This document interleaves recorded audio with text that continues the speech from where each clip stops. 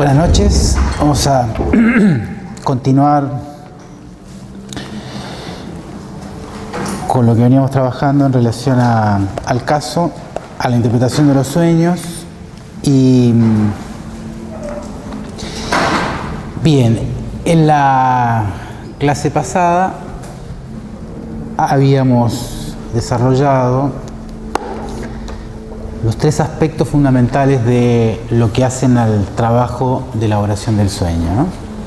La figurabilidad, la condensación y el desplazamiento. Cuando ustedes desarrollen la lectura del capítulo 7 se van a encontrar además con lo que hace a la definición fundamental del psicoanálisis, a lo que es lo que Freud llamaba en ese momento el aparato psíquico, ¿no? O la estructura psíquica. ¿Cuál es esa dimensión fundamental? Lo que Freud va a llamar la piedra fundamental del psicoanálisis, del psiquismo, y lo que separa al sujeto en lo que es la dimensión consciente e inconsciente. Conceptualmente, a esa instancia la va a llamar la represión. ¿Cómo arriba eso en la interpretación de los sueños? Arriba por lo que él denomina la censura onírica.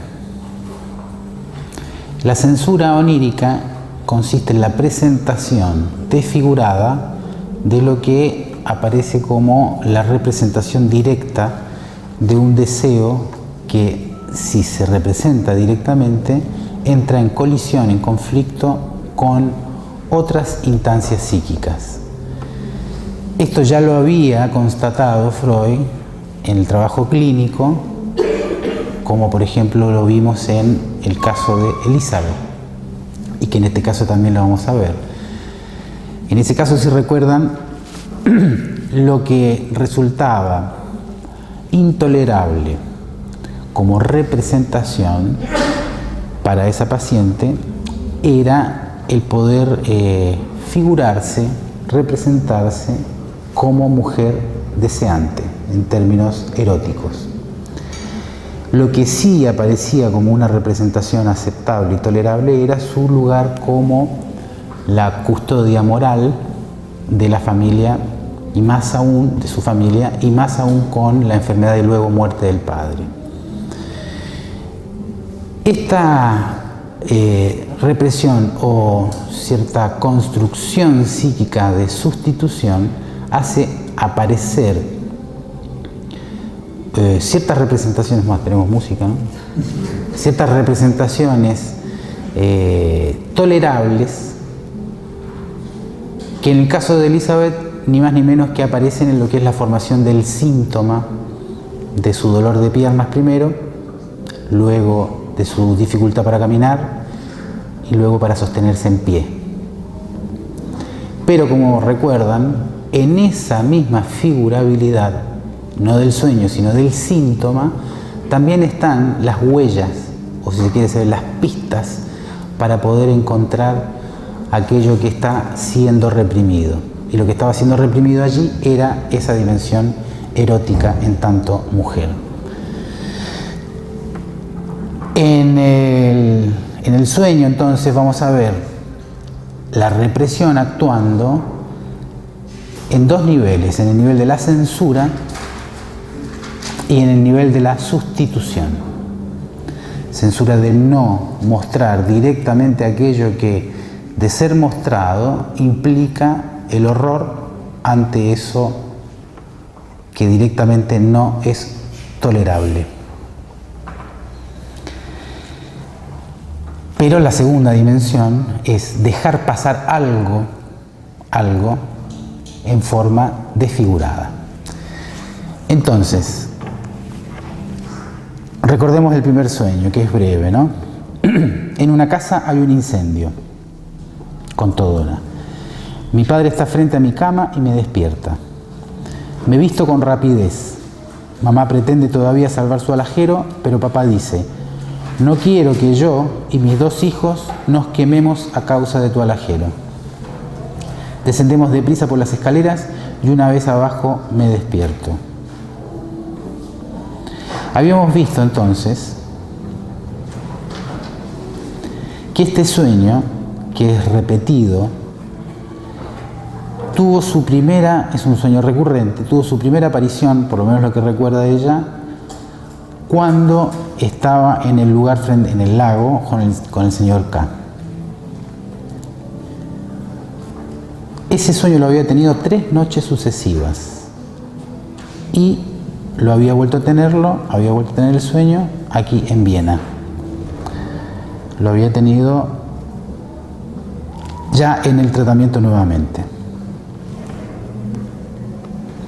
¿Qué había pasado en L? En el lugar frente al lago. Vamos a ir viéndolo.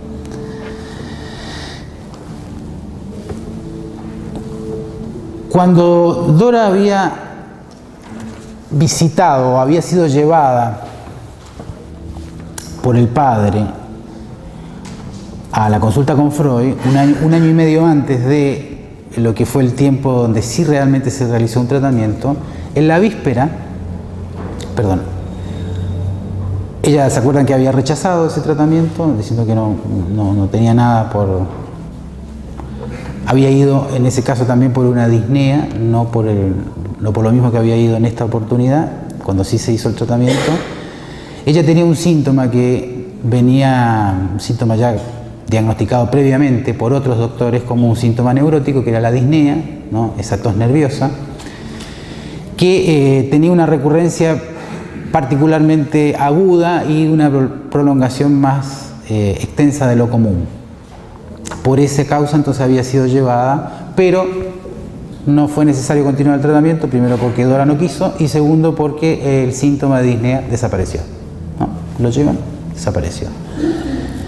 Luego de esa visita muy rápida y de curación muy mágica, como a veces ocurre en algunos síntomas neuróticos, luego de esa visita a Freud, Dora con el padre y el señor K se van a esta cabaña que tenía el señor K en la laguna. Van los 3.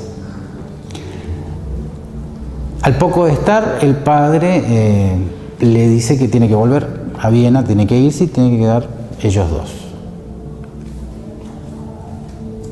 En ese contexto es que por primera vez Dora tiene ese sueño, el que decíamos. En esa primera parte que aparece, mi padre está frente a mi cama y me despierta. Yo voy a trabajar algunos hitos, no todo el detalle, porque eso nos llevaría bastante más tiempo del que tenemos, pero sí en este primer punto, Freud, cuando empieza a interrogar, a preguntar parte por parte, como pidiendo justamente la asociación en relación a cada fragmento del sueño, en relación a esa escena, el padre frente a ella. Cuando Freud pide asociación, lo que recuerda es una serie de situaciones con el señor K, donde él está parado frente a ella, eso ya no es un sueño, es real, cuando ella está durmiendo la siesta, está ahí, no se sabe qué. Ella se siente amenazada, hay una amenaza. Luego, cuando respondiendo a esa amenaza, ella pide que, tiene que tener un cuarto con llave. Le da la llave, pero después la llave desaparece. Entonces la primera aproximación es que esas noches ella pasó en vela, preocupada porque algo podía pasar con el señor K. Suspendamos ahí porque después vienen más cosas.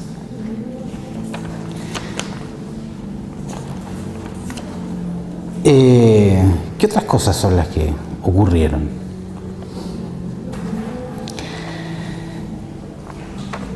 En ese mismo lugar, no, antes vamos a otra cosa.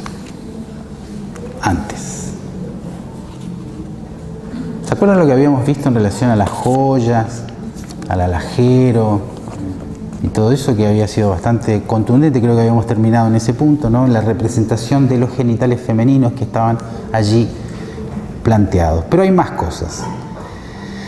Hay más cosas que tienen que ver con recuerdos infantiles que empiezan a asociarse en relación a este sueño. El recuerdo más importante tiene que ver con la genitalidad de la madre y con la genitalidad de Dora y la del padre. En relación a la genitalidad de Dora en términos infantiles se destacan dos cosas.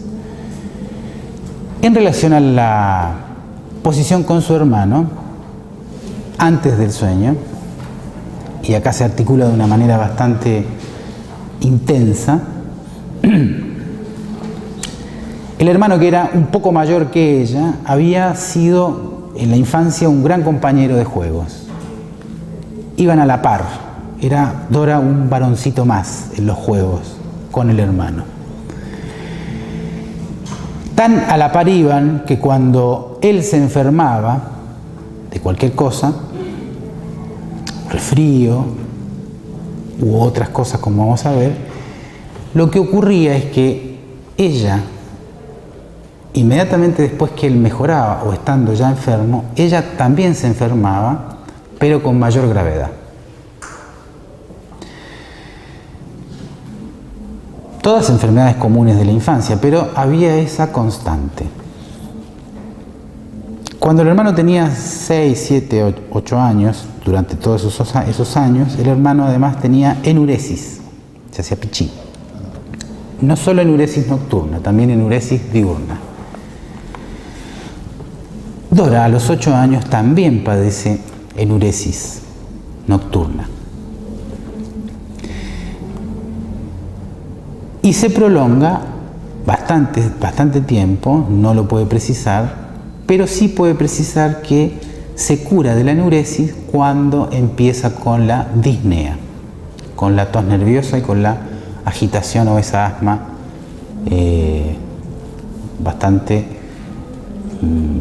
recurrente y no asociada a factores climáticos o de otro tipo. Por eso es más del orden de un síntoma neurótico. En esa dimensión justamente Freud pesquisa una relación con la infancia. En tanto, un niño plantea que se hace pichí en la cama, que tiene enuresis, algún incendio está apagando. En esa oposición, como les decía la vez pasada, en relación a lo que son los significantes que se ponen en juego en un sueño. Fuego, por opuesto, tiene que ver con agua. Agua o pichí. Está en juego en este punto donde hay un incendio que está ni más ni menos que ubicado como la otra parte, que la última parte del sueño, que fue la que rápidamente relacionamos en clases, un incendio que está en función de los genitales, sea de la niña, sea del niño o de la madre, como de la madre. En el tiempo ese de la disnea infantil, Dora, para sorpresa de Freud, ya estaba advertida de algunas peculiaridades de la genitalidad de sus padres. ¿Cómo se entera de eso? Se entera a partir de que la madre padece de lo que acá Freud llama fluor albus, o, como diríamos más en nuestro tiempo, un flujo vaginal, un catarro vaginal infeccioso. Además le generaba dolores abdominales, incomodidades genitales a la madre. Era claramente relacionado por la madre y una hermana de la madre era claramente relacionado como un contagio de las enfermedades venéreas del padre. Esa conversación Dora la escucha y relaciona entonces la enfermedad vaginal de la madre con un contagio que efectuó el padre. En ese tiempo ella empieza entonces con la disnea, que es un catarro no vaginal, sino que es un catarro superior. Y procede allí un rasgo identificatorio con la madre, pero que a su vez la une al padre. Es como si estuviese diciendo en su síntoma: así como el padre contagió a la madre, también él me contagió a mí. Lo cual nos pone justamente en pie de camino a otro rasgo de la histeria, en particular, no solo de la histeria, pero que la histeria se ve con mayor eficacia. ¿Qué es eso? La facilidad o la facilitación para identificarse con el otro a través de su padecimiento. Es una suerte de... Freud usa distintas palabras, en algún momento usa imitación, tierna imitación, luego conceptualmente eso lo va a definir como una identificación al otro mediante el rasgo de su enfermedad, siendo la identificación una forma de expresión afectiva de las más tempranas, de las más arcaicas. No está aún mediada por la relación de objeto, no está relacionada aún con lo que puede ser un amor adulto, un amor adolescente, un amor ya no infantil, sino justamente está relacionado con formas de expresión de afecto de las más primarias. Siendo riguroso y siguiendo lo que es el mismo trabajo que hace el psicoanálisis, Freud y otros, en realidad el tema de la identificación no solamente se diferencia de la imitación porque no es una cuestión consciente, en la imitación hay algo del orden consciente. Quiero imitar algo, ya sea bajo la forma del chiste, la forma irónica, de la burla, como sea, sino más bien en la identificación no es consciente, pero hay algo más. ¿Qué es ese algo más? Ese rasgo del otro, en este caso la enfermedad, es lo que toma al sujeto y lo hace ser parte del otro. Esa facilitación clásica en la histeria no es con cualquiera, sino con aquel que hay una proximidad eminentemente afectiva, donde hay con él una suerte de comunidad afectiva. El padre, además, como gran fumador, también tenía tos y también tenía problemas respiratorios provocados no solo por el cigarro, también por la sífilis, también por esos problemas pulmonares que lo hacen ir, ¿se acuerdan?, a vivir a una ciudad más seca, más habitable para su enfermedad, que es donde conocen a los K. ¿Se acuerdan que se habían cambiado de ciudad por los problemas respiratorios del padre? Es decir, hay una sobredeterminación, como lo planteábamos, hay una sobredeterminación para ese síntoma, la disnea, que tiene que ver con el flúor, con el flujo vaginal, el catarro vaginal, y con la tos por los problemas respiratorios del padre. Ambos rasgos de la madre y del padre son en cierta manera sintetizados de una manera compleja, sin duda, pero evidente para lo que es la mirada de un clínico. Tose como el padre y tiene el catarro como el catarro vaginal de la madre. En ambas circunstancias, justamente, lo que queda entonces es una forma muy primitiva de expresión afectiva en relación a ambos, madre y padre. Pero no solo en relación a ellos, también al hermano. Y ahí tenemos que remontarnos a un recuerdo infantil que va a estar presente en este sueño y en el segundo sueño como una suerte de la matriz imaginaria de Dora en relación al intercambio sexual. ¿Cuál es la escena? Por vía asociativa, Dora logra rescatar un recuerdo que en realidad no lo tenía tan oculto, pero un recuerdo enigmático. ¿Cuál era el recuerdo? Dora va desplegando un recuerdo de su infancia que la atraviesa casi toda. ¿Cuál es ese recuerdo? El reconocerse como gran chupeteadora. Hay una escena, sí, chupar. Hay una escena donde ella se recuerda, chica, no puedo precisar la edad, pero sí en los tiempos donde era muy unido con el hermano, donde ella se recuerda chupándose el dedo, el pulgar, Freud precisa el pulgar izquierdo, y con la mano derecha le tiene agarrada el lóbulo de la oreja al hermanito, el hermanito mayor. Ese recuerdo enigmático va a ir cobrando una significación interesante en el transcurso del análisis. Recuérdenla, ella con mucho placer se chupa el dedo y también le toca la oreja al hermano, donde aparentemente también el hermano estaba conectado a esa experiencia de placer. Ella chupando y además dándole placer al hermanito, al hermano, ella es la hermanita en realidad. Punto enigmático que Freud empieza a relacionar con otro aspecto, el aspecto de la enfermedad del padre, la relación del padre a la madre y la relación del coito entre el padre y la madre y ella escuchando. Empieza a tejerse esa relación. Freud ahí propone, por vía inferencial, un aspecto más, que es la siguiente hipótesis, que es la que va a incluir a partir del sueño. ¿Cuál es la hipótesis que plantea?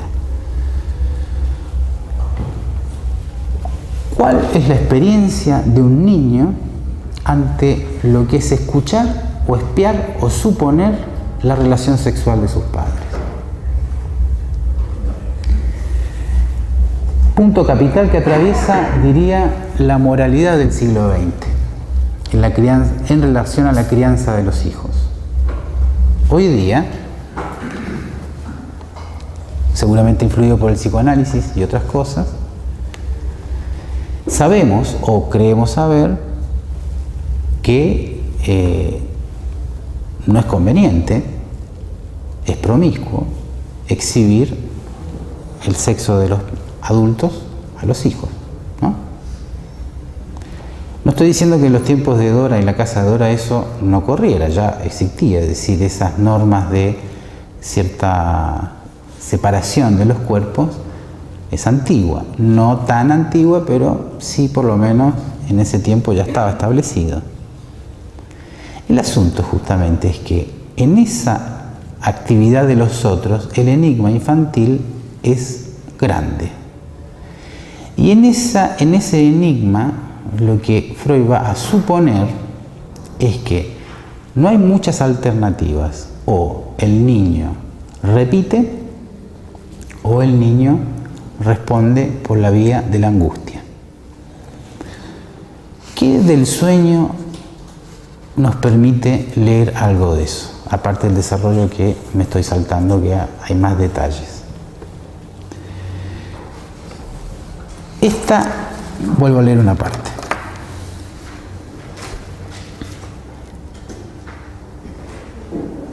Me visto con rapidez. Es decir, mi padre está frente a mi cama y me despierto. Ya dijimos, de los recuerdos diurnos, de los restos diurnos, el hombre que está ahí no es el padre, sino el señor K. ¿Cuándo había estado el padre en su cama? Bueno, muchas veces en su infancia, cuando ella se hacía pichí, cuando ella se orinaba. Porque Freud le propone, bueno, ¿cómo se hace para los niños que se hacen pichí? Es evidente, ¿no? Eso se hace hasta el día de hoy. Se los despierta para que vayan a hacer pichí, más o menos en la hora que los padres calculan que se están haciendo pichí. Ese es el método clásico para abordar la emergencia de que no moje la cama. Igual después la monja, si la insistencia del síntoma es muy grande, lo dejan y a la hora de vuelta se vuelve a hacer, porque hay otra cosa. Y esa otra cosa tiene que ver con lo que hablábamos recién. Hay una intrusión de la relación sexual de los padres en la propia genitalidad del niño. Eso a grandes rasgos y tomándolo para este caso. No estoy diciendo que todas las situaciones de enuresis tengan que ver con eso. Estamos hablando de este caso. Freud dice, no le pidan a un caso más de lo que un caso puede dar, cierto, pero nos da cierta orientación para otros. No quiere decir que sea exactamente lo mismo, no, ni en un niño ni en una niña, pero algo del orden de una intrusión de el otro, sea por la forma del grito, sea por la forma del sexo, sea por la forma del maltrato, sea por la forma de la amenaza, está generando un miedo erotizado. No cualquier miedo. No es un miedo al extraño, es un miedo a lo propio, a lo íntimo. Y en eso íntimo y propio, el primer lugar, los que están son los que crían, es decir, los que tradicionalmente son los padres. Cumplan bien o mal su función, no importa. Entonces, fíjense, en ese fragmento del sueño se unen las dos dimensiones, las dos condiciones. El recuerdo diurno, la inquietud, el problema de ¿este hombre se me viene encima o no se me viene encima, el señor K? Y el recuerdo infantil donde mi padre iba y me levantaba, a mí y a mi hermano. ¿Habrá ido la madre también? Sí, está bien, pero acá está restaurando la dimensión del padre, que ya vimos en la clase pasada. Era un padre muy querido por Dora. De hecho, ella era lo que lo cuidaba. Antes de que apareciera la señora K. No lo cuidaba la madre cuando él estaba enfermo. Ella era la compañera, la enfermera, la cuidadora. Parecido a Elizabeth. Pero en este caso no se murió. Este era un padre bien vivo, bastante vivo. Me he visto con rapidez. ¿Qué lee ahí? ¿Qué le propone ahí Freud? ¿Por qué esa frase? Por pudor. Dice, por pudor. Está la amenaza, ella rápidamente se viste. Está el pudor en juego. El pudor, con esta rapidez, justamente está implicando otra cosa. Esa otra cosa que es justamente la dimensión erótica. En ese erotismo, lo que Freud empieza a leer es que ella no solo se está protegiendo del posible ataque sexual del hombre, sino sobre todo de su deseo de complacer al hombre. Ese es el conflicto. Vamos un paso atrás del historial, no del sueño. El sueño se originó en un momento anterior al tratamiento y se repitió.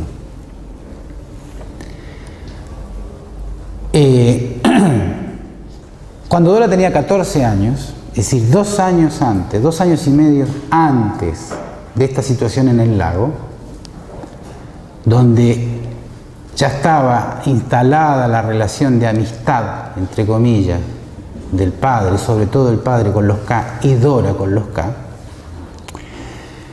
ocurre una situación. El señor K, que era dueño de una tienda en el centro de la ciudad donde vivían, le invita a ver el corso que iba a pasar frente a su tienda. Entonces, corso carnaval, va. Al principio iban a ir además la señora K y otras personas. Bueno, cuando llega el momento de realizar la invitación, la señora K se borra, todos se borran y al final quedan solos el señor K y Dora. El tipo cierra la tienda porque van a ver el corso, todo lo demás, y en eso, de pronto, el tipo tipo de 40 años, ella de 14, la abraza con fuerza, la aprieta y le estampa un beso. Ella reacciona con asco, susto y rechazo. Freud dice, siente en el abdomen un dolor. Sí. Freud ahí despeja, más allá de las consideraciones morales que podemos hacer y que a nosotros nos escandalizan, Freud ahí despeja el mecanismo de la histeria en su dimensión más pura. Antes de Freud, como vimos, el mecanismo fundamental de la histeria era considerada la conversión somática, por lo que hoy decimos la somatización, es decir, la facilidad para hacer síntomas y a través de esos síntomas evidenciar cierta disfunción. Disfunción que era explicada en definitiva por una no conocida composición neurológica tendiente a una degeneración. ¿Se acuerdan? Bien. En Freud lo que se pone como énfasis es la degeneración, sino el conflicto, como vimos, y otro aspecto, el trastorno del afecto. ¿Qué trastorno se trata acá? En vez de acontecer, según la circunstancia, una excitación sexual, como la que debería ocurrir entre un hombre y una mujer que tienen algún interés, lo que ocurre es una sustitución de esa excitación por un dolor o una excitación de otra zona del cuerpo. Una excitación de otra zona del cuerpo implica necesariamente el dolor, que es como lo que ella padece en su abdomen, donde en el flujo asociativo con Freud reconoce que es lo que le toca en el abdomen es el pene erecto del señor K. Entonces allí es donde siente el dolor, y en los brazos donde el tipo la aprieta, y en el asco que le va a quedar en la boca durante mucho tiempo. Inmediatamente después de ocurrido eso, y ahí donde vienen las consideraciones morales, dice, ¿y por qué? Bueno, se producen una serie de situaciones sintomáticas. El dolor en los brazos, el dolor en el abdomen y también un rechazo a pasar cerca de un hombre que esté cortejando a una dama. El rechazo absoluto eso. No entendía por qué. Pero hay algo que me imagino que se están preguntando. Y ahí es lo que le pregunta Freud en ese momento, que es del orden de la implicación subjetiva. ¿Por qué no dijo nada? Les recuerdo lo que era el principio de esto. En el principio, Dora, ya habiendo contado la situación del lago, ya habiendo sido desmentida por el señor K, y más aún por la señora K, argumentando que Dora era muy fantasiosa, muy mentirosa y sobre todo era una joven que estaba demasiado preocupada por asuntos sexuales. Es decir, cuando ante la escena del lago, que creo que la dije la otra vez, ¿no? No. Ante la escena del lago, además del sueño, hay una situación de seducción, pero ocurre 2 años y medio después. 2 años y medio después de la escena de la tienda. Ya vamos a ir a la escena del lago. Después de esa escena de seducción, ahí sí Dora le dice a la madre, cuando vuelven a Viena, lo que había pasado, que el señor K se le había ido encima. ¿Está? La madre le dice al padre, el padre la encaran al señor K, el señor K rechaza absolutamente la acusación y agrega ese detalle. Mi señora, la señora K, a la que quería tanto el padre de Dora, dice que ella está demasiado preocupada por temas indecentes y anda leyendo libros de dudosa reputación. Es decir, la acusa a ella de mentirosa y de inmoral. A partir de eso, entonces, Dora empieza a hacer una fuerte presión para que el padre rompa la relación con la señora K, sobre todo, que es lo que habíamos visto la clase pasada. Y él dice que no. Y en esa puja están cuando empieza el tratamiento. Pero, ¿cuál es el asunto? La pregunta que le hace Freud. Bueno, pero ¿por qué no dijo nada? No sabe. No es que le faltaran palabras, ni recursos, ni fuera tímida, ni tuviese una posibilidad de no decirlo, como sí lo pudo decir después. Sino que no solamente ella es quien padece una situación de complicidad en lo que denuncia. Acuérdense lo que ella denuncia, ¿no? Ella denuncia que su padre y la señora K son amantes. Eso es lo que denuncia. Y se queja de eso. Y acusa de eso. Pues bien, Freud le plantea, no solo eso se sostuvo por su complicidad, sino que ella justamente participó activamente en que esa relación clandestina se mantuviera. La pregunta es ¿por qué? Freud, hacia el final del tratamiento, va a manifestar un error grave, que no impidió que ella se curara de gran parte de sus síntomas y de hecho estuviera bastante mejor de como empezó, pero de todas maneras es un error. ¿Cuál? El considerar que ella guardó silencio porque estaba enamorada del señor K. Un error que tenía bastantes indicios para ser creído. Es decir, ella efectivamente mantuvo, antes de la escena del negocio del señor K y después también, una relación de seducción y rechazo con el señor K, de aceptar los regalos que el señor K le hacía, casi como una compensación de los regalos que el padre de Dora le hacía a la señora K. Era una cosa así, ¿no? El padre le regala a la señora K, el señor K le regala a Dora. Todo perfecto. Entonces, cuando el señor K se le trata de ir encima, primero a los 14 años, rebota. Pero no hablan nunca de eso.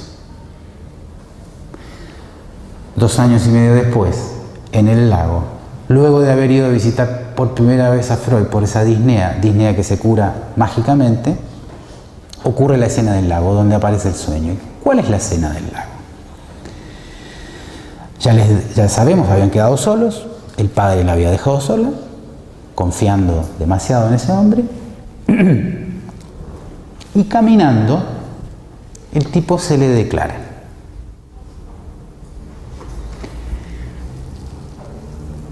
Cuando se le declara,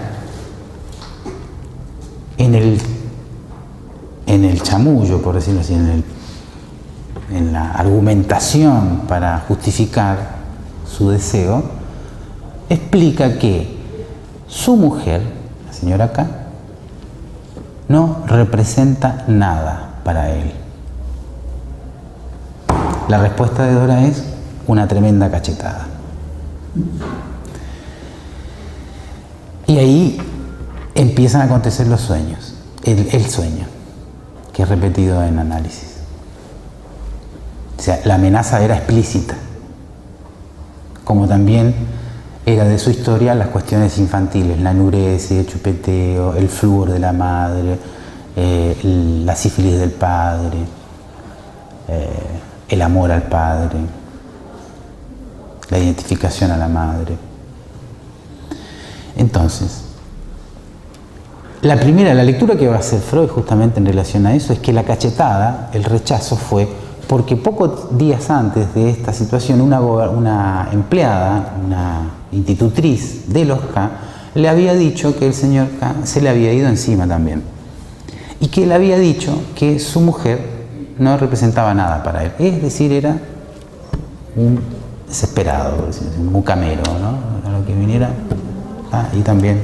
Entonces, claro, la primera interpretación, lo que plantea Freud es que ahí se trata de una rebaja, es decir, el señor K la está tratando igual que una empleada. Ahí estaría la explicación del cachetazo. Lacan, en una bibliografía que se las voy a indicar luego en la EVA, en el seminario 3 de la psicosis, se llama así, si bien no solo habla de la psicosis, aborda desde otra perspectiva esta situación. Va a plantear lo siguiente.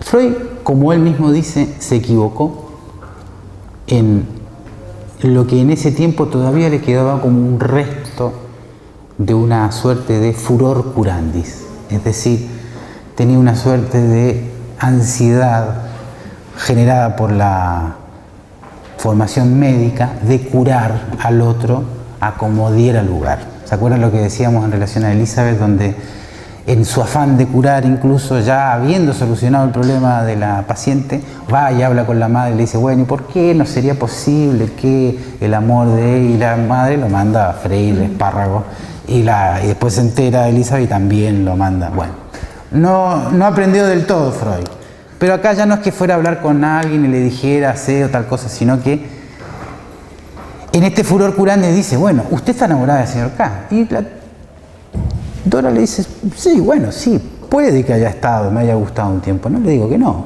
pero enamorada, no. Y él insiste, no, usted está enamorada, bueno, algo sí, me dijeron que yo andaba muerta por ese hombre, es cierto, pero no la convence en todo. El mismo Freud le da la pista a Lacan tras este punto este punto que queda enigmático y queda siempre presente y que se va a ir resolviendo luego en el desarrollo. Este punto de que es bueno, ¿y por qué se cayó tanto tiempo? Insisto, no estamos hablando de una mujer, de una chica, una joven tímida, que no tuviera recursos, que no pudiese plantarse y decir lo que quería decir. No es esa la situación. No la imaginen como una pobrecita víctima de... No. Si bien ella se plantea así, no lo es. Entonces la primera hipótesis de Freud, bueno, por amor a él. Pero empiezan a aparecer otras cosas. ¿Qué otras cosas? Una fuertísima relación con la señora K. Una fuertísima relación ¿en relación a qué? ¿A qué temas? A temas de los hombres. O más específicamente, esta mujer aparece con los dones de la sabiduría de cómo debe hacer una mujer para ser deseada por un hombre. Y no cualquier hombre, su padre. Donde ahí viene una interrogación que quedó en suspenso la clase pasada. ¿Y cómo puede haber una relación entre un hombre y una mujer si al hombre ya no le funciona su genitalidad? Cuestión que, como vimos ya en la revisión de este sueño, Dora estaba bastante enterada, mucho más de lo que Freud creía y mucho más de lo que el padre creía, de lo que eran las consecuencias de la enfermedad que había tenido el padre. Por lo tanto, no estaba ignorante del tema. Y además, la señora K pareciera que le aportaba abundante material. Entonces, acá se viene a resignificar esa escena infantil. ¿Se acuerdan? La de ella chupándose el dedo, tocándole la orejita al hermano. ¿Qué se viene a resignificar? Ese modelo de gratificación sexual infantil oral, pero ya no en ella solamente, sino que confirmada en la actividad genital de la señora K con su padre. Es decir, si algo ocurría a nivel sexual que todo indicaba que era así, era del orden del sexo oral. Y eso viene a encajar a la perfección con lo que es la posición o el imaginario o la práctica sexual infantil de ella, donde si revisamos esa escena infantil, tenemos que la actividad oral no solo la satisface a ella, sino que también satisface al hombre. Y esa misma actividad es la que se ve repetida entre la señora K y el padre. Lo que aparece entonces aquí no es que el señor K solamente haya sido deseado por ella, que lo fue, sí, posiblemente, sino algo más, sino un deseo hacia la señora K. Un deseo de hablar, de poseer todos sus secretos, de ser como ella. No confundan, no se trata de homosexualidad. Puede llegar a eso si otras hubiesen sido las circunstancias. Podría haber sido, pero no eran esas las circunstancias. Quiero decir con eso, que en el caso de Dora y en general de la histeria, hay una suerte de doble identificación. Por un lado, hay una identificación a la madre, hay una identificación femenina, pero también hay una facilidad identificatoria con el otro sexo, con el padre. Quedando en cierta manera con una doble valencia identificatoria. Puede ocupar imaginariamente el lugar del hombre, como Elizabeth lo intentó hacer tratando de ser el padre de la familia, o como Dora lo actúa siendo la compañera durante largas tardes con la señora K cuando no estaban ninguno de los dos hombres, ni el señor K ni el padre. Freud mismo justamente va a hacer la deriva identificatoria donde cuando niña se identifica por amor al padre a través del síntoma, ya cuando grande se identifica vuelve a identificarse con el padre en relación a la señora K, pero acá se agrega otro elemento. Acá va a plantear, se identifica con el señor K. Ese es el cuarto elemento que entra. No solamente lo cuida, entonces lo protege y no lo denuncia, sino que es la vía para mantener el vínculo con la señora K. Además le cuidaba a los niños, era el compañero fiel de la señora K. Y el punto máximo de dolor, justamente, de dolor psíquico, es cuando la señora K la traiciona. Y dice, esta chica anda demasiado preocupada de cuestiones sexuales. Ella, la que le daba material. Ella misma es la que termina de empujarla hacia el vacío, para que todos crean que es una loca, mentirosa, fantasiadora y más encima perversa. Pero fíjense, todas esas acusaciones que penden sobre Dora, que por supuesto están muy relacionadas con el cuadrilátero bastante indecente en el que estaba metida, hablan sí de una situación perversa. ¿Pero por qué no es perversa? Primero porque en realidad ella no hace nada. Sí está metida en el baile de la perversión sexual, pero no se mete del todo. Y reacciona ante esa perversión que ella busca bajo la forma de protegerse con el síntoma. Ahí está la neurosis. Si ella hubiese hecho todo lo que imaginaba que había que hacer, por ejemplo a nivel de la gratificación oral de los hombres y de ella misma, sí podríamos pensar que está en la deriva hacia una realización perversa. Pero por el contrario, lo que ella tiene es síntomas orales y síntomas de carácter. La disnea, la tos nerviosa y la gran alteración de carácter, que es del orden de ya no quiero vivir más y pasarse peleando con todo el mundo. Acuérdense, la alteración de carácter es la que va a ser en nuestro tiempo prioritaria del rasgo de la neurosis. Es la expresión de la ira, de la furia neurótica, esa que se ve reflejada, por ejemplo, en la violencia doméstica, muy cotidianamente.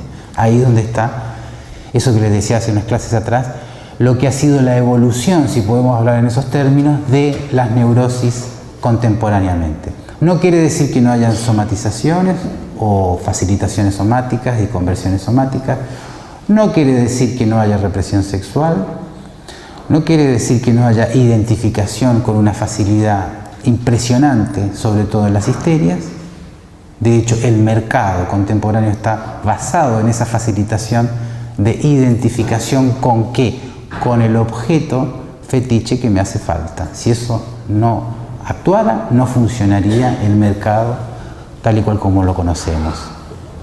Siempre estamos comprando pavadas que no necesitamos, pero en esa pavada, antes de comprarla, consideramos que está algo del orden de no se sabe qué.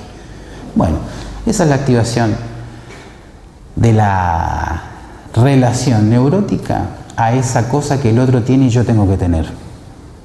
Y eso se refleja en el mercado y se refleja también a nivel del sufrimiento. Pero fundamentalmente, con lo que nos vemos en lo contemporáneo, lo que más hace sufrir, no digo que lo otro no haga sufrir, pero lo otro está en cierta manera incorporado en la subjetividad contemporánea como un síntoma que está en sintonía con el yo.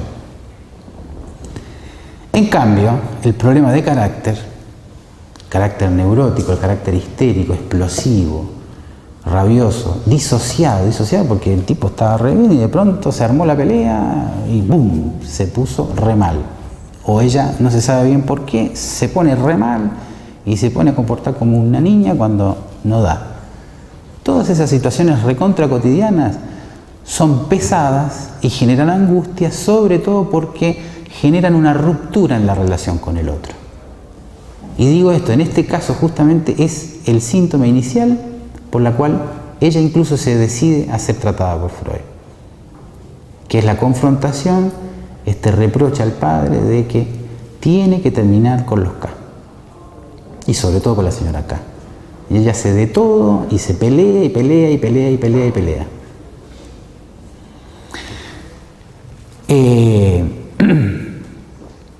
Lacan justamente va a plantear que en esa serie de identificaciones, siendo la última la identificación con el señor K, cuando el hombre le dice que la señora K no es nada para él, ahí se hace merecedor de la cachetada, porque justamente lo que a ella le importa, si está con el señor K y mantiene la situación, es para estar cerca de ella. Es ella la que aparece con todos los prestigios del objeto de deseo idealizado. Por lo tanto, este seductor fallido, cuando entra con el chamullo clásico que ya no pasa nada con su mujer y la entra a denostar como argumento de justificación de su avance seductor, justamente sin quererlo, está cavándose su propia fosa como seductor, porque está invalidando el objeto de deseo de Dora, objeto de deseo y objeto de un querer ser. De ahí Lacan va a plantear algo más. A ver si nos da el tiempo. Sí. Va a plantear que la pregunta que sostiene a la histeria, la pregunta que sostiene a ese tipo de neurosis, en términos estructurales, es justamente la pregunta por el ser femenino. ¿Por qué? ¿Qué es una mujer? Dirá Freud, pero acá más específicamente. ¿Qué debe ser, qué debe hacer una mujer con su genitalidad para incluirse en el intercambio de los sexos? Si revisamos, si recuerdan el caso de Elizabeth, esta misma pregunta es la que atraviesa el conflicto de esa paciente. Lo mismo que en Dora. En el caso de Elizabeth veíamos justamente ese punto donde ella se opone a lo que se espera de una mujer de su tiempo. Habría que ver si el nuestro también, no sé, eso lo dirá cada una. Pero se espera de ella, así como sus hermanas, que se casara y bla, bla, bla, bla. Bueno, ante eso se opone. Pero justamente ante eso es lo que ella se rinde después. ¿Qué tiene que hacer una mujer para ser deseada? Podríamos decirlo de otra manera. Bueno, en Dora está la misma pregunta. Una pregunta que no tiene eco, ni tiene respuesta, ni tiene ni siquiera la posibilidad de formularse con la madre. No hay. La madre sobre ese tema, ya sabemos las razones, podremos decir bastante bien justificadas.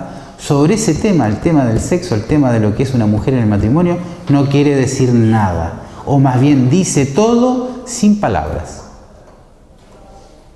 Diciendo, mirá lo que me hizo, ojo que te lo van a hacer. Ella no responde, ay, qué horror, me lo van a hacer. No, me lo hizo, imaginariamente. Soy enferma como mi madre por amor a mi padre. No pasó nada, pero a nivel mental pasó de todo. Ahí vemos justamente esta dimensión donde en la histeria hay una suerte de hipertrofia, no solo por el deseo de ser amada, sino también hay una hipertrofia en relación al imaginario sexual. Y un imaginario sexual inversamente proporcional a la práctica sexual. Porque justamente la práctica sexual implica rebasar lo que decíamos al principio de esta clase como la barrera de la represión. Es aceptar esas representaciones intolerables moralmente, cuestión que es avisorada única y exclusivamente por la angustia como forma de defensa ante esas representaciones eróticas. Esa angustia es la que se traslada como afecto a lo que es la formación del síntoma. Angustia que podemos ver sobre todo en el momento de la insistencia del reproche hacia el padre bajo su defensa ante la acusación de ser mentirosa, perversa, fantasiosa.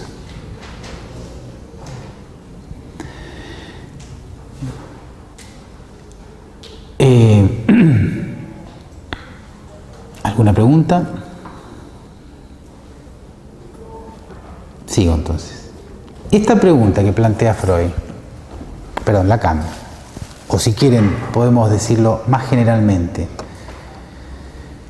Analíticamente decimos un sujeto que consulta en el transcurso de su demanda de análisis, lo que nos va a ir presentando es su pregunta en relación a su deseo. Decir estructuralmente, en términos generales si se quiere, que en la histeria la pregunta que está presente, esta pregunta de ¿qué es una mujer? O dicho de otra manera, ¿qué lugar cumple la genitalidad de una mujer en la relación sexual con el hombre? O con otra mujer, no importa. ¿Qué se hace con eso? No, ¿qué se hace en el sentido de la información sexual? Que Dora tenía abundante información, por distintas vías, por el vía de las tías, de las primas, de la señora K, sino, bueno, toda esa información que es en definitiva experiencia de otros. ¿Qué hay que hacer con eso? Esto que aparece como una gran expectativa masculina de lo que debe hacer una mujer para complacer al hombre, en ella es asumida del lado masculino, activamente. Pero activamente en lo que tiene que ver con la simulación, con la mascarada, con la seducción, pero no con la realización. Hasta ahí llega. Hasta ahí llega. Es decir, se va a exacerbar ese rasgo que tiene que ver con seducir, suponerse como objeto de deseo masculino, pero no obtener placer ni ahí ni cerca en la consumación de esa relación sexual. En todo caso, es del orden del sacrificio por el otro. por el amor del otro, pero no por el placer de sí. Lacan, entonces, de esa pregunta va a extraer un rasgo que va a ser determinante en el giro para comprender la histeria ya no solamente como una patología, como una disfunción o como estigmas, sino como un discurso. ¿Cuál es ese rasgo estructural? La insatisfacción. La histeria, entonces, sea en Elizabeth, Dora o en Marilyn Monroe o quien quieran, o en Hegel, por eso también es cosa de hombres, va a pasar a ser propuesta, definida y encarada clínicamente por el psicoanálisis después de Lacan, no como una reducción sintomatológica, no como una conversión y ni siquiera como un trastorno del afecto, como lo planteé recién haciendo alusión a Freud. Ni siquiera va a ser planteado por Lacan como una suerte de expresión de represión sexual, sino que va a ser el discurso que encarna socialmente, en el lazo social, la demanda de insatisfacción en todo plano. En el plano sexual, sin duda. En el plano sublimatorio, también. En el plano laboral, también. En el plano que ustedes quieran. Es un discurso que hace lazo social en el sentido que permite un modo diferente de vincularse en relación al pedido con el otro, al pedido de la realidad, al pedido social, al pedido político. Es eminentemente el discurso de la histeria, si lo leemos desde ese lado, el discurso que demanda al otro que produzca un saber sobre lo que es su padecimiento y su situación. La posición, léanlo, en Elizabeth, en Dora, en quien sea, en términos sociales, de este tipo de discurso es reclamarle al otro que se supone que sabe, que actúa como amo, reclamarle un saber que pueda dar cuenta de lo que le pasa, de su padecimiento. Un saber que va a ser dirigido a distintos sujetos. Dirigido al padre, en el caso de Dora, dirigido a Freud, pero también dirigido a la señora K, como la poseedora de ese saber. ¿Cuál? ¿Qué hay que hacer para ser deseada como mujer? Un saber que si lo llevamos más, si lo extendemos más, una demanda de saber que si lo extendemos más, no solamente apunta a lo que tiene que ver con una cuestión de la curación de ciertas enfermedades o ciertos padecimientos, sino que se aplica también en relación a lo que tiene que ver con una demanda al otro porque cumpla. ¿Con qué? No importa con qué, con lo que sea.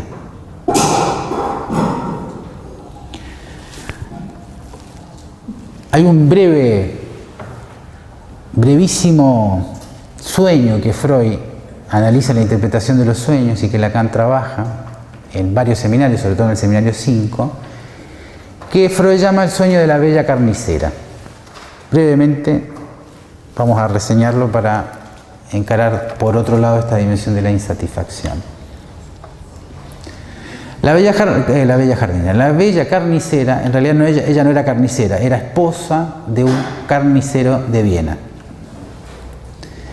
Un carnicero que era muy exitoso, era un buen comerciante. Vivían bien, ¿no? Pero tenía este rasgo de la histeria contemporánea ya en ese tiempo. ¿Cuál? El rasgo de carácter. ¿Cuál era ese rasgo de carácter? Era insoportablemente peleadora. ¿Y sobre todo con quién? Con el marido, el cual tenía algo así como la paciencia de oro, por no decir una palabra más elocuente. Bien.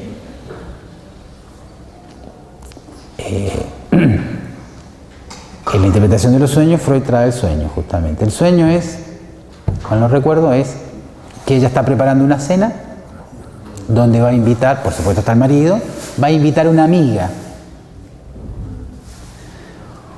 Una amiga que es bastante cercana, bastante flaquita, y que el marido ha hecho algún comentario medio picarón sobre ella más de una vez. Qué flaquita que es tu amiga, qué flaquita. Tendría que comer más, no tendría que ser más gordita, jojojo, jejeje.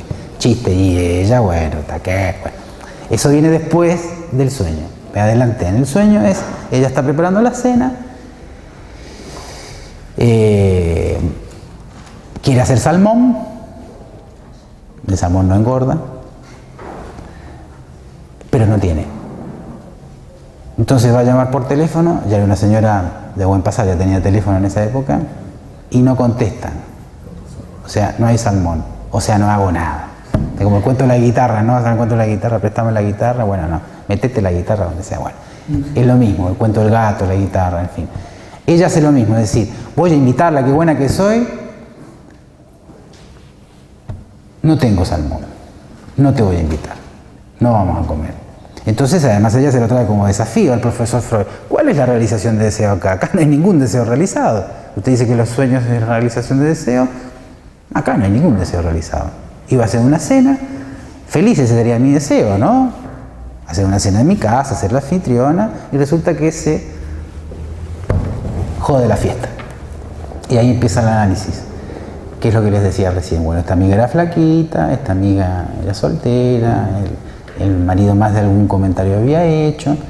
Entonces, la realización de deseo justamente era no hacer la cena y no darle en bandeja al marido. Sería eso, en definitiva, ¿no? Pero hay algunas cositas más. Esas otras cositas más tienen que ver con que, en el fondo, lo que aparece allí es revelada esta dimensión del fantasma de esta mujer, de la estructura psíquica de esta mujer, la relación con el otro. ¿Cuál es? Es ella reconociéndose muy satisfecha sexualmente, económicamente, familiarmente con su marido, tiene que tener un elemento por donde justamente pelearlo. Y ese elemento está puesto en juego ahí, ni más ni menos con la amiga. Es decir, ella trae el elemento de discordia, se lo presenta allí, se lo pone en la mesa y después le da por la cabeza.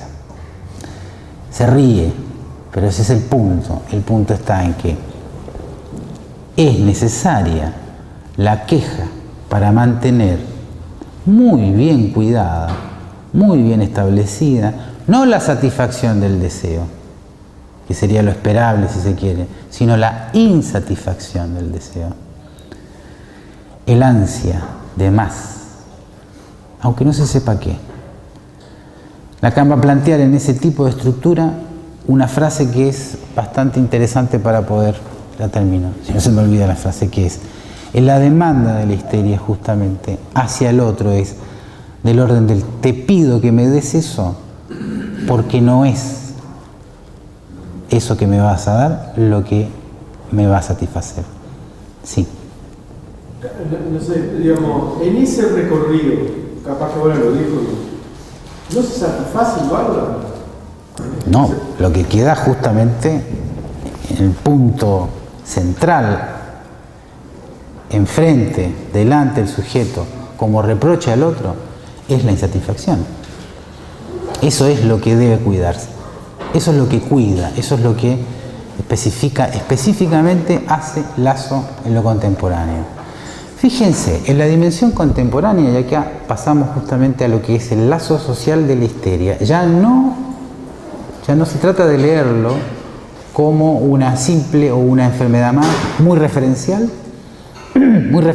por lo menos para el psicoanálisis, en tanto que marca primero el acceso al conflicto, esto tipo repaso como para prueba, ¿no? Para ser que no va a ser el 8, va a ser más adelante, hacia el final de junio, creo. Así que, bueno, primera dimensión, repaso como para prueba, ¿no? Lo que va a poner en el énfasis central va a ser el conflicto, un conflicto que se va a verificar en dos instancias, consciente e inconsciente, mediado por la represión, que va a producir en el caso de la histeria la conformación de síntomas, síntomas conversivos, síntomas de carácter, y sobre todo como un relato, como una narrativa de la insatisfacción. Esa narrativa de la insatisfacción está presente en nuestra civilización en lo que podría leerse, si se quiere, como un progreso hacia dos aspectos fundamentales. Hay más, pero en esos dos aspectos fundamentales podemos leer la dimensión del lazo social de la histeria. ¿En cuáles? En la seducción al otro como una condición civilizatoria en los tiempos que vivimos. Condición civilizatoria. Ustedes el día de mañana van a conseguir un trabajo y no se las arreglan por caer bien, o sea, por seducir, les va a ir mal. ¿No es así? Uno podrá decir, ¿por qué las cosas tienen que ser así? Y bueno, yo qué sé por qué tienen que ser así. No tengo idea. No siempre se entra al modo napoleónico de los trabajos. El modo napoleónico es por concurso de oposición y méritos. Eso lo inventó Napoleón, inspirado en la Revolución Francesa. Y todavía lo seguimos usando. Más o menos. Más o menos. Sí, perdón. Dice ese primer rasgo, ya voy al segundo. Sí. Así como lo dice, ¿podría pensarse que la seducción es algo razonado? ¿Pregunta? No, es automático, es rasgo de nuestra cultura, pero no siempre lo fue. No siempre lo fue. No siempre lo fue del modo como es hoy. Y eso que en nuestros medios somos bastante desarreglados, ¿no? Pero si nos comparamos con nuestros amigos argentinos, por ejemplo, son la exageración de eso, ¿no? Cosa de verlos, ¿no? A mí me sorprendió una vez, entré a un baño, un McDonald's en Buenos Aires, un baño cualquiera, y veo un tipo, pero arreglándose el jopo. Yo entré, hice lo que tenía que hacer, salí y el tipo todavía seguía arreglándose. Decía, bueno, este hombre está. Es decir, eso es habitual en casi la mayoría de los... Nosotros vamos desarreglados, no importa. Pero eso que vos decís, justamente, no es una cuestión intencional, no es selectivo. O puedes elegir, no lo voy a decir, bueno, tal, obviamente te van a dar, bueno, búsquese otro trabajo. Sin duda. Es un rasgo civilizatorio, pero un rasgo civilizatorio que en el transcurso de la historia no siempre fue así. Es más, el rasgo civilizatorio de ser demasiado fino era considerado, no hace mucho, y algunos lo siguen considerando, como signo de afeminamiento, ¿no? Incluso en el siglo XVII y XVIII se decía afrancesado, afeminado, a los contrarios a los que eran realmente hombres bruscos y bien definidos, ¿no? El hecho civilizatorio, y eso hay algo, un resto de verdad, el hecho civilizatorio en que los hombres dejemos las armas afuera en varios planos implica, como ya es habitual aceptarlo en nuestra cultura contemporánea, aceptar los aspectos femeninos, decimos. ¿Tá? Por el otro lado, ¿qué nos enseña y qué recorrido venimos haciendo? El recorrido inverso. En la histeria lo que vemos, como vimos en Elizabeth, como vemos en Dora, prioritaria y principalmente, a veces, rasgos o aspectos masculinos en una mujer. Pero sea dos aspectos. Uno, esto que aparece como un rasgo sine qua non si un sujeto se quiere socializar. ¿Cuál? La dimensión de la seducción. Seducción que no quiere decir que tenga que realizar eso que promete. No. Si se trata de eso, no, estamos hablando de otra cosa. No. Pero arreglarse pero no entregarse sería el asunto, ¿no? Pero me imagino que es mostrar algo que ni se sabe muchas veces. Y no, justamente es mostrar algo sin mostrarlo todo. Sin querer ver, una cosa así. Bueno, sin querer ver, vamos a ver, sin querer ver. ¿Qué no se exhibe hoy día? Sin que se muestre todo. La ropa femenina está construida bajo ese principio. ¿Sí? Perdón. Yo tengo una pregunta, me interesa esto. ¿Hacia qué margen se ha desplazado el conflicto? No sé, porque si antiguamente el conflicto era entre un deseo que estaba en oposición a los intereses del yo Y ahora el conflicto, digamos, ya usted dijo hace un rato, ahora parece que el síntoma está en sintonía con el yo. Hablando de esto del mundo de la seducción, ¿no? Antes la seducción entraba en conflicto con lo que podríamos llamar un ideal del yo. Ahora que es todo lo contrario. O sea, que parece que están en sintonía, ya no hay conflicto entre yo y el ello en ese sentido. ¿Dónde se manifiesta el conflicto? A ver, en lo que decías, el conflicto fundamentalmente sí está en la dimensión del ideal, en lo que el sujeto aspira y debe ser. Aspiración irrealizable, en lo que aparece como la rigidez de una ideal. No digo que sea posible vivir sin ese ideal, pero el aplastamiento del sujeto por ese ideal sí es de la dimensión del conflicto. En ese sentido hay una constante. Lo que aparece sí como diferencial en esto que estoy planteando es que lo que antes el rasgo de la seducción era algo del orden de lo necesario en cierta edad de algunas mujeres, ¿cuáles? Las de cierta clase social. El resto no corría nada de esto. Entonces, cierta seducción es aceptable, necesaria y tolerable en cierta época de la juventud. ¿Para qué? Para contraer matrimonio. Nada más. Y antes y después se cerró el negocio. Literalmente. Hoy día no es así. Hoy día el juego de la seducción para una niñita empieza, yo qué sé, al año, antes de caminar. Ya la están, hay algunos, no digo todas, ¿no? Ya le están pintando las uñas. Hay hasta concursos de bellezas de misses de 4 o 5 años.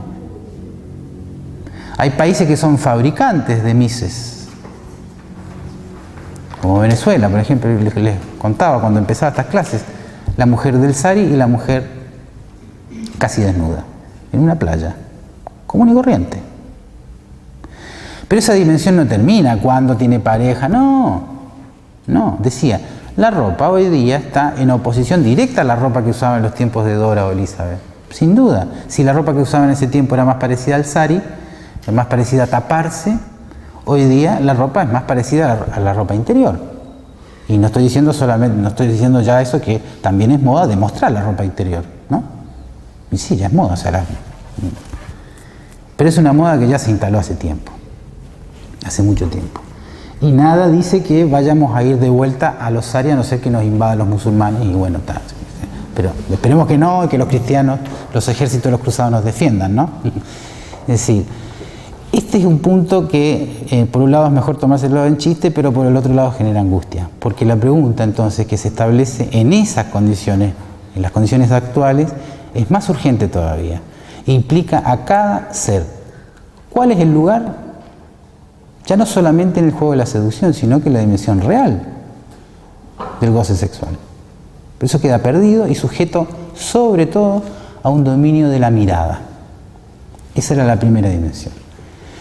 La otra dimensión, que también es parte de nuestra cultura, de la evolución, si se quiere, psíquica de Occidente, es la dimensión de la insatisfacción como una suerte de el aceite que hace andar la máquina del consumo.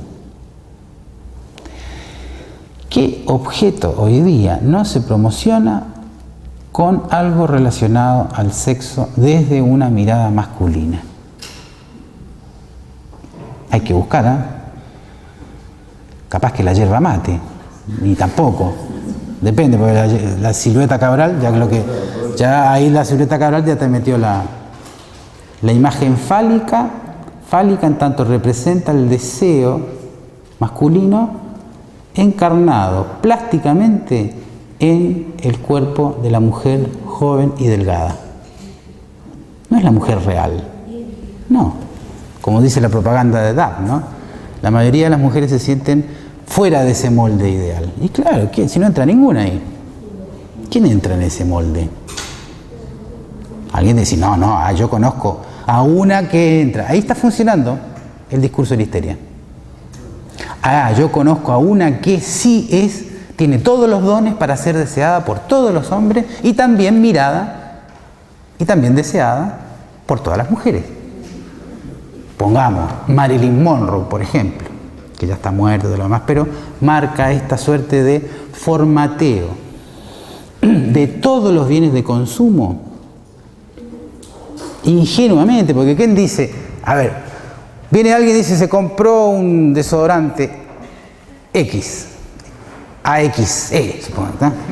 Nadie va a decir, no me digas que te lo compraste por las mujeres que van a venir cuando vos te pongas el... No, de ninguna manera.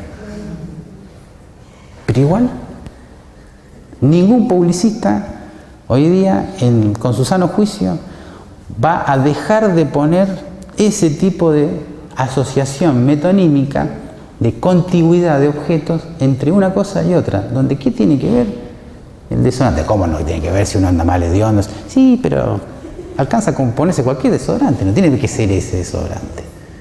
Pero así con cualquier cosa, cualquier objeto hoy día de consumo, viene asociado, hay excepciones, sí, ya dije, ¿no? Yo qué sé, a ver, el parque capaz, no sé, alguna cosa media así, pero sí, buscamos, vamos a encontrarnos alguna excepción, pero es excepción. Hay algunos donde también aparece el cuerpo de un superhombre, sí, también, pero el porcentaje es 9-1 más o menos. A ver, yo qué sé, vas a una óptica, vas a comprar lentes y te vas a encontrar con superhombres y superminas así ofreciendo, y yo me voy a comprar lentes, ¿no?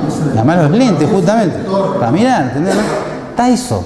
Entonces, ese otro rasgo aparece allí como marcando necesariamente la presencia de la insatisfacción que ese objeto se ofrece como fetiche para colmar esa insatisfacción. Fetiche que, por supuesto, no colma esa insatisfacción, la promueve más todavía. En un tercer nivel del rasgo de nuestra civilización, la demanda histérica justamente es de no quedarse estancado en un lugar, siempre promover el cambio.